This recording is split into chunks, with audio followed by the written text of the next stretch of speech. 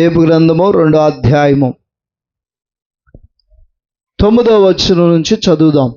2వ అధ్యాయము 9వ వచనం నుంచి దేవుని మాటలు ఇలాగా రాయబడి ఉన్నాయి.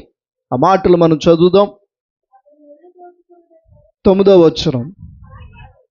అతని భార్య వచ్చి, నీవు ఇంకను యథార్థతను వదలకుందువా?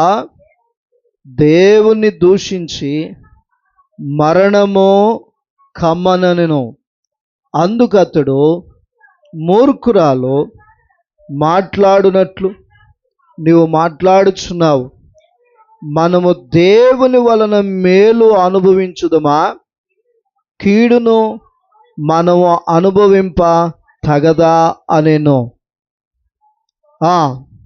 చదవడం. ఈ సంగతులలో ఏ విషయమందును యోబు నోటి మాటతోనైనను పాపము చెయ్యలేదు. దేవునికి స్తోత్రం.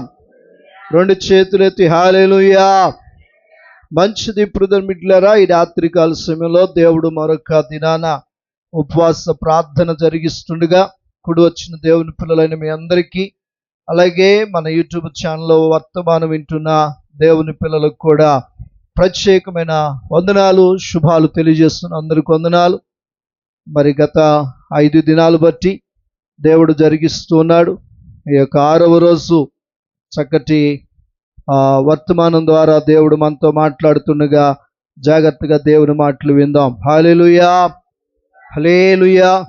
ఈ 9వ వచనం చాలా చక్కగా వివరిస్తూ ఉంది. చదువుతున్నప్పుడే మనకు అర్థమవుతున్నట్లుగా ఉంది. దేవునికి స్తోత్రం. అతని భార్య వచ్చి, నీవు ఇంకను యథార్థతను వదలకుందువా? దేవునికి స్తోత్రం. ఎవరొచ్చారు? భార్య వచ్చింది. ఎవరి దగ్గరికి? భర్త యోబు గారి దగ్గరికి వచ్చింది. దేవుని స్తోత్రం. ఏమని అంటుందంటే, పిల్లలు చనిపోయారు, ఆస్తి పోయింది, పశువులు పోయినాయి, 4 దిక్కుల నుంచి మనకి శ్రమే వచ్చింది, కానీ మనకి మేలు జరగల. మనకేం జరగల? మేలు జరగల. కనుక నీ శరీరమేమో గీక్కోవడానికి కనీసం నీ గోళ్ళు నీకు సహకరించట్లేదు, కానీ ఆ యొక్క చిలపెంకులు తీసుకుని నీ శరీరాన్ని గోక్కునే పరిస్థితి వచ్చింది. ఇలాంటి భయంకరమైనటువంటి పరిస్థితుల్లో కూడా నీవు యథార్థతను వదలకుందువా? దేవునికి స్తోత్రం. హల్లెలూయా. ఏంటిదంట?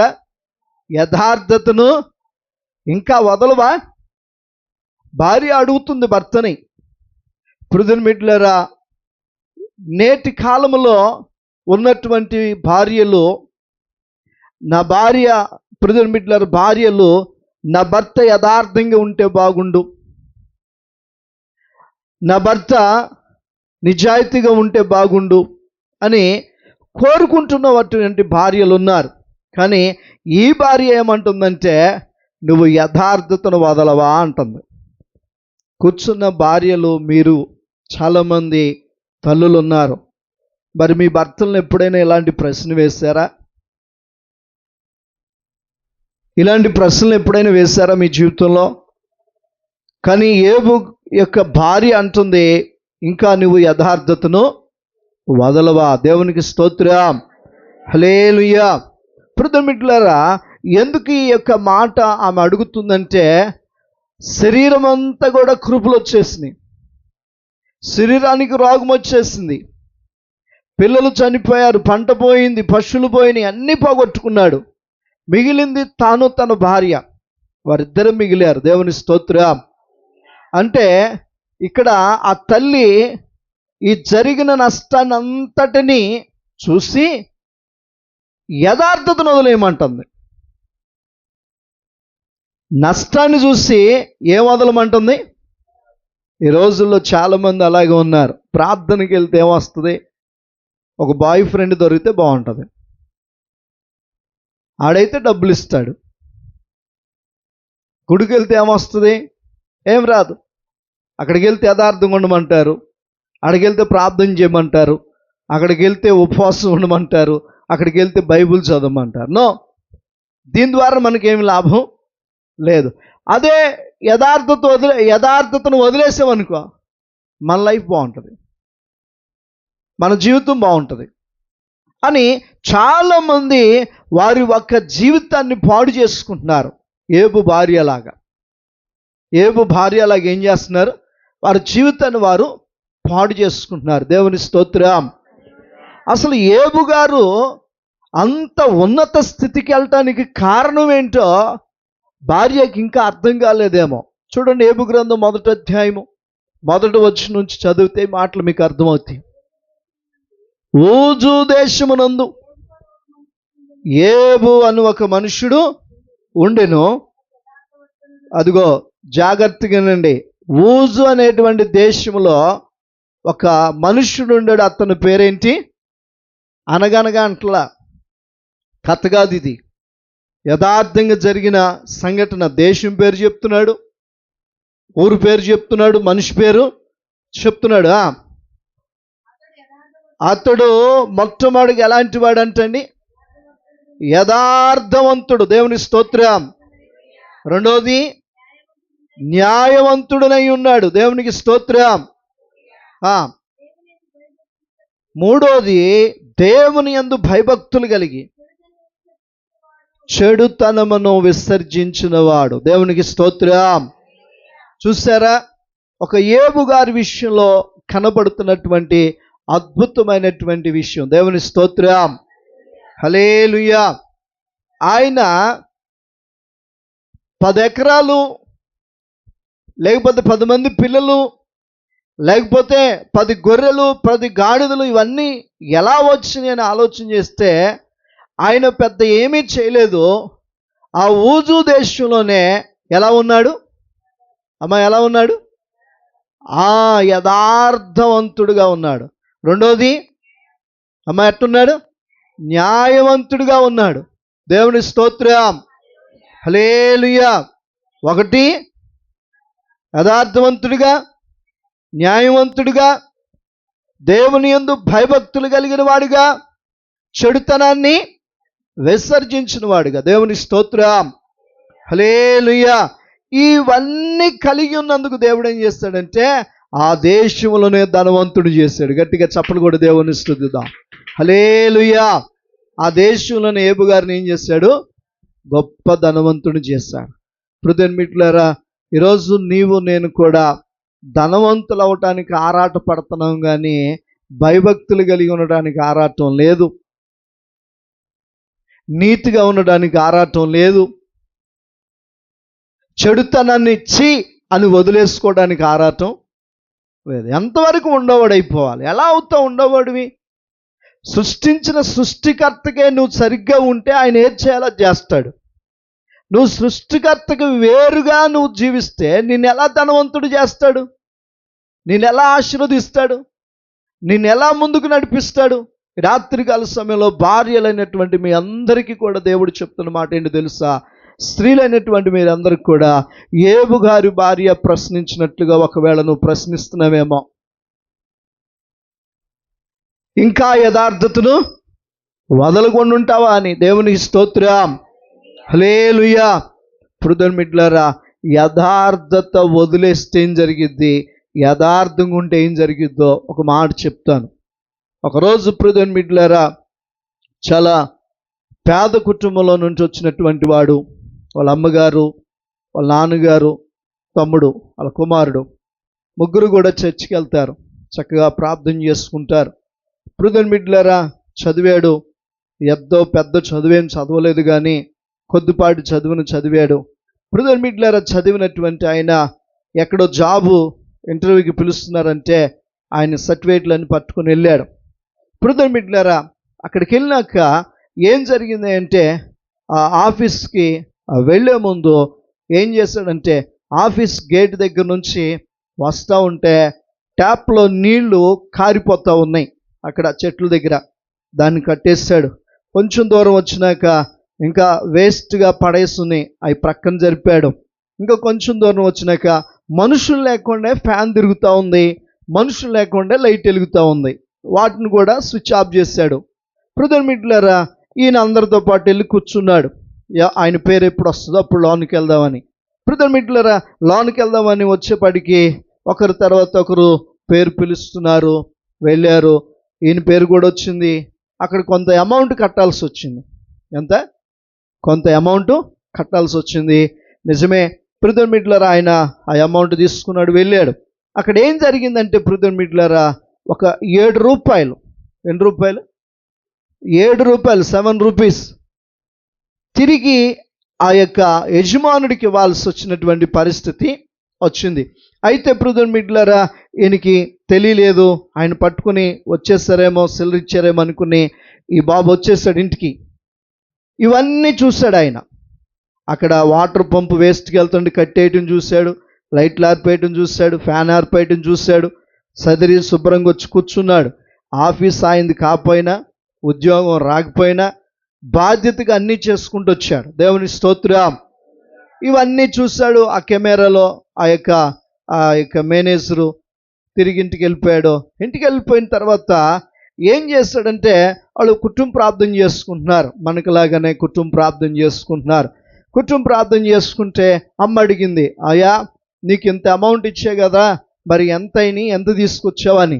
బ్రదర్ మిట్లారా, ఎంత తీసుకొచ్చావని చూస్తున్నప్పుడు, ఆ లెక్కేస్తున్నప్పుడు 7 రూపాయలు ఎగస్ట్రా ఉన్నాయి. 7 రూపాయలు ఎగస్ట్రా ఉన్నాయి. అమ్మా, 7 రూపాయలు ఎగస్ట్రా ఉన్నాయి. ఇవి ఆ మేనేజర్ గారివి. ఎవరి? ఆ మేనేజర్ గారివి. అమ్మా ఏంటి అనంటే, వెంటనే తల్లి అందంట, అయ్యా ఆ డబ్బులు మన దగ్గర వద్దు, యథార్థంగా ఉంటే దేవుడు మనకి ఎప్పుడైనా ఆశీర్వాదం ఇస్తాడు, వెంటనే తీసుకెళ్ళి ఇచ్చే అన్నాను. తెల్లారి లేచాడు, ప్రార్థన చేసుకున్నాడు. ఆ 7 రూపాయలు పట్టుకొని అక్కడికి వెళ్ళాడు. అయ్యా ఇదిగో ఇది అంటే, ఇంటర్వ్యూ అయిపోయింది కదా నిన్నే అన్నారు. ఇంటర్వ్యూ అయింది, నేను వచ్చాను, దానికోసం కాదు, నేను మేనేజర్తో మాట్లాడాలి అని బ్రదర్ మిట్లారా పర్మిషన్ తీసుకుని మేనేజర్ గారి దగ్గరికి వెళ్ళాడు. వెళ్ళినప్పుడు బ్రదర్ మిట్లారా మేనేజర్ గారు కూర్చోమన్నారు. ఏంటి బాబు అంటే, అయ్యా నిన్న నాకు పోయి పొరపాటున 7 రూపాయలు నా చేతికి వచ్చినాయి, ఎక్స్ట్రా మీ డబ్బులే నా దగ్గరికి వచ్చినాయి, అవి ఇచ్చి వెళ్ళిపోదామని నేను వచ్చానయ్యా అన్నాడంట. దేవునికి స్తోత్రం, హల్లెలూయా. వెంటనే బ్రదర్ మిట్లారా ఆ మేనేజర్ అన్నాడంట, మీలాంటి యథార్థవంతులు మా కంపెనీకి కావాలి. అలాగే నీకులాగా నేను మొత్తం సీసీ కెమెరాలు చూస్తున్నాను, ట్యాప్ కట్టేసి వచ్చో, లైట్లు ఆర్పేసి వచ్చో, ఫ్యాన్ ఆఫ్ చేసి వచ్చో, నీలాంటి బాధ్యత కలిగిన వాడు కావాలి. మా కంపెనీకి బాధ్యత కలిగిన వాడు కావాలి, మా కంపెనీకి యథార్థపరుడు కావాలి. ఇదిగో ఈ జాబు నీకే ఇస్తున్నానని చెప్పి బ్రదర్ మిట్లారా ఆ యొక్క చదువుకున్నది తక్కువైనా సరే ఉద్యోగం మంచిది ఇచ్చి ఆయన రేపటి నుంచి నువ్వు కంపెనీకి రామని లెటర్ ఇచ్చాడు. గట్టిగా చప్పలు కూడా దేవుని స్తుతిద్దాం. హల్లెలూయా, హల్లెలూయా. ఎందుకు ఈ విషయం చెప్తున్నానంటే, అక్కడ తన పరపతి ఏం చూపించలా. మా పక్కన సీఎం మాకు తెలిసిన ఆయన, మా ఎమ్మెల్యే తెలిసిన ఆయన లెటర్లు ఏం పంపించలా, మా పంచాయతీ సెక్రటరీ అని లెటర్ ఏం పంపించలా. అక్కడ ఏం చేశాడు? బాధ్యతగా నడిచాడు. అక్కడ ఏం చేశాడు? అమ్మా మాట్లాడుతులా, యథార్థంగా ఉన్నాడు. ఈ రెండు చేయటం ద్వారా నువ్వు వెళ్ళే కంపెనీ ఏదైనా సరే, నువ్వు వెళ్ళే పని ఏదైనా, ఏ కూలైనా, రైతు దగ్గరైనా, ఎక్కడైనా సరే నువ్వేమవుతావు తెలుసా? ఆశీర్వాదానికి వారసురాలు అవుతావు. గట్టిగా చప్పలు కూడా దేవుని స్తుతిద్దాం. హల్లెలూయా. ఏబు గారు కూడా అలాగే ఆశీర్వదించబడ్డాడు. ఏబు గారు కూడా అలాగే ఆశీర్వదించబడ్డాడు. యథార్థంగా ఉండబట్టి, నీతిమంతుడిగా ఉండబట్టి, భయభక్తులు కలిగి ఉండబట్టి, లాస్ట్లో చెడును విసర్జించబట్టి దేవుడంట ఆ దేశములోనే ఎటువంటి వాడంట? గొప్ప ధనవంతుడు. ఆ దేశంలోనే, అది ఊజు దేశంలోనే గొప్ప ధనవంతుడిగా చేశాడు ఏబు గారిని. దేవుని స్తోత్రం. ఇలాంటి ఆశీర్వాదం పొందుకున్నటువంటి ఆయనకి, తనకి, తన కుటుంబానికి, తన ఇంటి వారందరికీ దేవుడు కంచి వేశాడు. బ్రదర్ మిట్లారా ఈలోపు రానే వచ్చింది అపవాది. పర్మిషన్ తీసుకుని ఏం చేసింది? పర్మిషన్ తీసుకుని రానే వచ్చింది. పర్మిషన్ తీసుకుని రాగానే ఎన్నో నష్టాలు, ఎన్నో కష్టాలు, ఎన్నో ఇబ్బందులు వచ్చినప్పుడు భార్య మాట్లాడుతుంది, నీవింకను యథార్థంగా ఉండబట్టి ఆ కుమారుడికి ఉద్యోగం వచ్చింది. యథార్థంగా ఉండబట్టి యోబు గారు ఆశీర్వదించబడ్డాడు. అవునా కదా అమ్మా? మనం ప్రార్థన ఎన్ని గంటలు చేస్తున్నది కాదు. 40 రోజులు ఉపవాసం ఉన్నావా, 30 రోజులు ఉన్నావా, 5 రోజులు ఉన్నావా, 7 రోజులు ఉన్నావా, 3 రోజులు ఉన్నావా కాదు. నీలో యథార్థత ఉండాలి. కాళ్ళు వంకరపోతున్నా, కుళ్ళు బుద్ధి బానప్పుడు, మొహం నల్లమచ్చలు పడిపోయి ముడతలు పడుతున్నా కానీ ఇంకా నీకు పాపిష్టి మనసు పోకపోతే దానివల్ల ఉపయోగం లేదు. అయ్యారండి, మొన్న విన్నాం దాస్ గారింటి దగ్గర పరిసయ్యుడి ప్రార్థన. అమ్మా, ఆళ్ళలాగలేను ఈళ్ళలాగలేను అంటున్నాడు వీడు. నేను ఆమెలాగలేను, నేను ఏమలాగలేను, నేను వారానికి 2 సార్లు ఉపవాసం ఉంటున్నా, నేను దేవుని భాగం ఎత్తున్నా అని చెప్పుకొస్తున్నాడు. కానీ వీడి జీవితం ఎట్టుందో చూసుకోవట్లా. ఆ పక్కనున్నవాడు ఎలా ప్రార్థించాడు? నేను పైకి కన్నీళ్ళెత్తి చూడటానికి కూడా సరిపోయిన వాడిని కాదయ్యా అని గుండెలు బాదుకొని తను తగ్గించుకుని ప్రార్థన చేశాడు. అతడేమో పాపం ఒప్పుకొని విడిచి వెళ్ళాడు. అతడు నీతిమంతుడిగా ఎంచబడ్డాడు. దేవుని స్తోత్రం, హల్లెలూయా. అందుకనే ఈ యొక్క రాత్రికాల సమయంలో నేను మీతో పంచుకోవాల్సింది, యథార్థంగా ఉంటే నష్టం వస్తుందని ఎప్పుడు అనుకోకు. యథార్థత నీకు ఆశీర్వాదం. యథార్థత నీకు అయ్యగారు మరి కనపడతలేదు, అది కనపడదు, వెంటనే కనపడదు.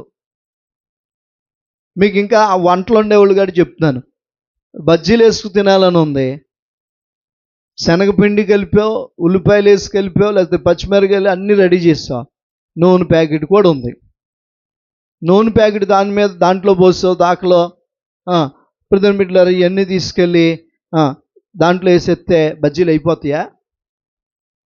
ఏమవ్వాలి? కింద మంట కావాలి. కింద ఏం కావాలి? నూనె ఏమవ్వాలి? వేడెక్కాలి. నూనె ఏమవ్వాలి? వేడెక్కాలి.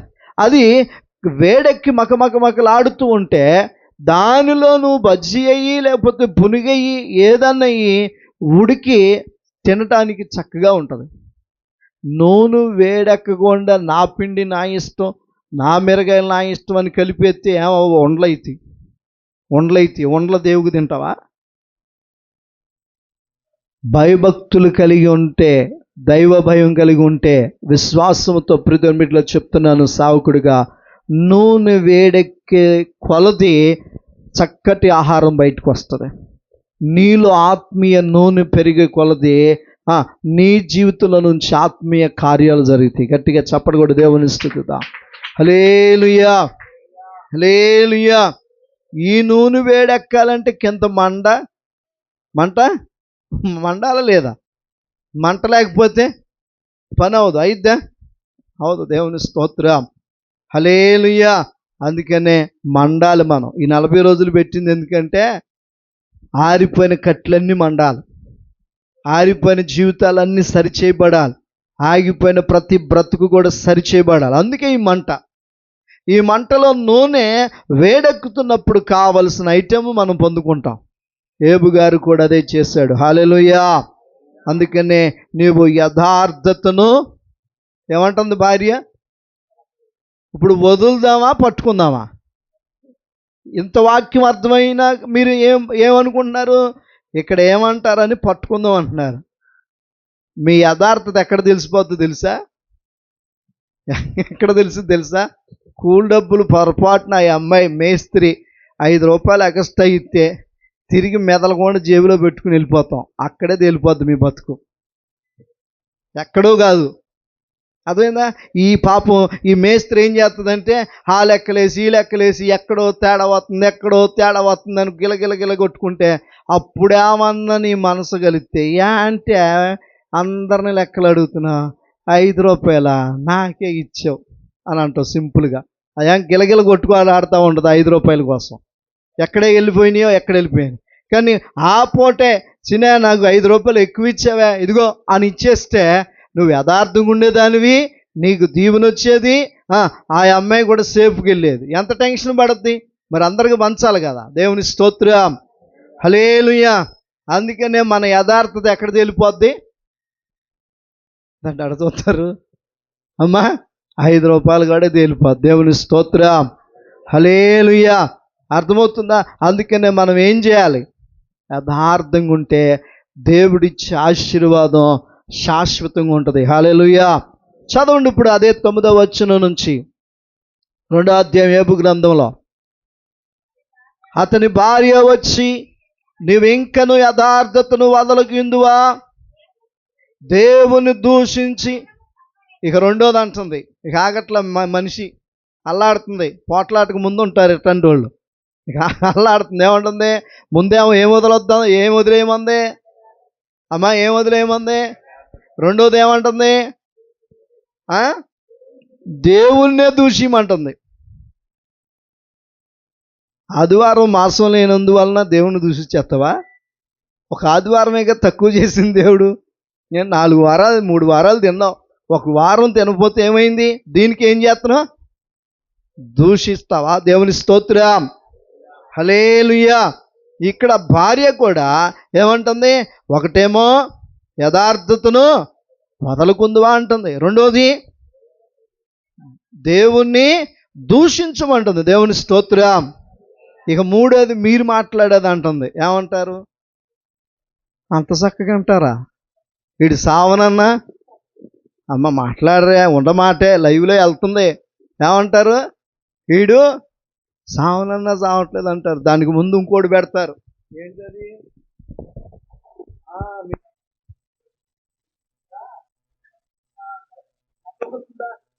మాట చెప్తున్నానంటే ఇక్కడ కూడా భార్య కూడా నిజంగా స్త్రీతత్వం పోగొట్టుకోలే భార్య. పాపం యోబు గారి భార్య కూడా అదే అంటుంది. ఏమంటుంది? యథార్థతని వదలకుందువా. రెండోది ఎవరిని దూషిమంటుంది? దేవుణ్ణి దూషిమంటుంది. దేవుని స్తోత్రం. ఈ యొక్క దేవుణ్ణి దూషిమంటుంది. ఏమొచ్చిందని? నష్టం వచ్చిందని, కష్టం వచ్చిందని, బాధ వచ్చిందని. కనుక కష్టం వచ్చినప్పుడు, నష్టం వచ్చినప్పుడు నువ్వు దూషికూడదు. అందుకే ఒక ఆయన పాట రాశాడు, నీకు ఇష్టం వచ్చినప్పుడే కాదు ప్రార్థన, నీకు కష్టం వచ్చినప్పుడే కాదు ప్రార్థన. అయ్యా, అమ్మ, చెల్లి, ఎప్పుడు ఏమంటే కష్టం వస్తేనే వస్తారు, ఏమంటే బాధ వస్తేనే వస్తారు, లేకపోతే ఏమంటారు? ఎట్లా పడితే అలా వస్తారు. దేవునికి స్తోత్రం. అలా కాదు, కష్టం ఉన్నా లేకపోయినా, నష్టం వచ్చినా లేకపోయినా నువ్వేం చేయాలంట? దేవుణ్ణి దూషించకూడదు. మూడోది ఏమంటుంది? మరణము కమ్ము. దేవునికి స్తోత్రం. ఇక భర్త వద్దు. భర్తనేమంటుంది? మాట్లాడరే, చచ్చిపో. అప్పుడు పింఛన్లే, ఇప్పుడంటే పింఛన్లు వస్తున్నాయి, అప్పుడు పింఛన్లేడే. మరి ఎందుకు చచ్చిపోమంటుందేమో. దేవుని స్తోత్రం, హల్లెలూయా. అర్థమవుతుందా? ఇప్పుడు ప్రభుత్వం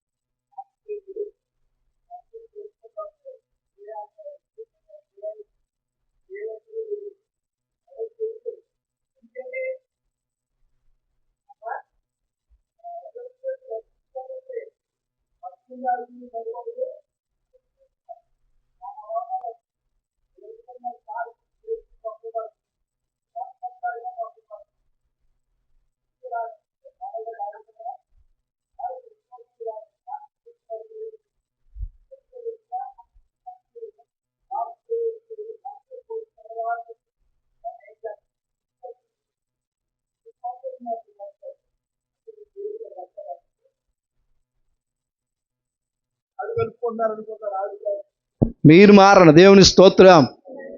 లివర్ కొవ్వు పట్టిందంటే మగోడు తాగుతున్నాడు, ఏదో చేస్తున్నాడు. ఆడవాళ్ళకి కొవ్వు పడుతుంది ఎందుకు? లివర్కి తెలియకుండా వేరే పదార్థం లోపలికి వెళ్ళిపోతుంది. దేవుని స్తోత్రం. అందుకనే పింఛన్లు ఇవ్వలేం. అర్థమవుతుందా? అందుకని నేను అనుకుంటాను మగవాళ్ళందరూ ఒక కూటమి పెట్టాలని, అది రాదు. దేవుని స్తోత్రం, హల్లెలూయా. ఒరే, మరి మగ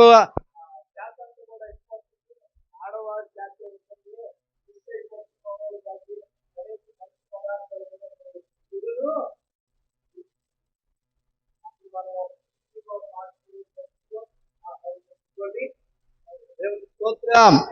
హల్లెలూయా. అర్థమైందా? మరణము కమ్మంటుంది. ఒకటేమో యథార్థతని వదిలేయమంది, రెండు ఎవరిని దృశ్యమంటుంది, మూడోది అమ్మా మరణం కమ్ము. తర్వాత చదవండి. అందుకు అతడు మూర్ఖురాలు మాట్లాడునట్లు నువ్వు మాట్లాడుచున్నావు. అమ్మా ఎట్ట మాట్లాడుతున్నావు అంటున్నాడు భార్యని. మూర్ఖురాలు మాట్లాడినట్లుగా మాట్లాడుతున్నావు, జాగ్రత్త అని అంటున్నాడు. మనము దేవుని వలన మేలు అనుభవించదమా, కీడును మనము అనుభవింప తగదా అని. దేవుని స్తోత్రం. అమ్మాయి దేవుడు మేలిస్తే మేలే ఉంటావా, కీడునిస్తే అనుభవించవా? మేలు అలా అనుభవించామో కీడు కూడా అలాగే అనుభవించాలి అన్నాడు. అని ఏమన్నాడు చదవండి. ఈ సంగతులలో ఏ విషయమందును ఏబు గారు నోటి మాటతోనైనను పాపము చేయలేదు. గట్టిగా చప్పట్లు కూడా దేవుని స్తుతిద్దాం. హల్లెలూయా. ఏమండి, ఏబు గారంట నోటి మాట దేని చేత కూడా ఏం చేయలే, పాపం చేయలే. శరీరం అంతా కుళ్ళిపోయి చీము రక్తం కారుతుంటే చిలపెంకులు తీసుకుని గీక్కుంటుంటే అప్పుడు కూడా ఏమనలేదంట. అనుభవిస్తామన్నాడు, బాగానే ఉన్నాడు. రోజు Fair and Lovely Pond's powder రాసిన భార్య మాత్రం తిడుతుంది. ఏం తక్కువగా అలా ఆమెకి పౌడర్ రాస్తుంది, ఫెయిర్ అండ్ లవ్లీనా పాన్స్ లేకపోతే ఏదో ఒకటి రాస్తానే ఉంది. ఈయనకి రాత్తాగి లేదు, తీత్తాగి లేదు. ఎందుకని?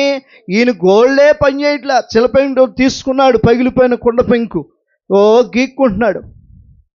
ఏం పౌడర్ గీడర్ అన్నీ రాసుకుని వచ్చి ఏమంటుంది, యథార్థం వదలవా? ఏమయ్యా ఎన్ని రోజులు ఉంటావు యథార్థంగా, ఎన్ని రోజులు, ఇంత నష్టం వచ్చింది వదిలే అని అంటుంది. రెండోది అంటుంది ఇంకా మాట వింటలేదని అసలు దేవుడినే వదిలే. ఏమంటుంది? దేవుడినే వదిలే, ఇంకా మాట వింటలేదు అంది. ఏముంది? సావరాదు అంది మీ భాషలో. అది ఇంకేముంది? సావరాదు అంది. అన్ని మాటలు అన్నా కానీ ఏమన్నాడండి ఏబు గారు? మూర్ఖురాల్లాగా మాట్లాడమాక అమ్మాయి, దేవుడు మేలు చేస్తే మేలే అనుభవిద్దామా, కీడు చేస్తే అనుభవించమా? దేవుని స్తోత్రం అని నోటి మాట చేత కూడా ఒక్క పాపము కూడా చేయాల. అర్థమైందా? ఈరోజు నేను మీ ఎదుట దేవుని మాటలో ఉంచినటువంటి మాటలేంటి తెలుసా? మనం ఏదో చేయటం కాదు, ఏబు గారు వలె యథార్థంగా ఉండి భయభక్తులు కలిగి నీతి కలిగి ఉండి ఆయనను అనుసరిస్తూ చెడును విసర్జిస్తే మనల్ని కూడా ఆశీర్వదిస్తాడు. కనుక ఈ భార్యలాగా మీరు ఉండకూడదు, ఈ భర్తలాగా మీరు ఉండాలని కోరుకుంటూ ఈ నా మాటలు ముగిస్తున్నాను. దేవుడి కొద్ది మాటలు దీవించునుగాక. అలాగే ఉన్న చోట తల వంచండి, కళ్ళు మూసుకోండి, ప్రార్థన చేసుకుందాం.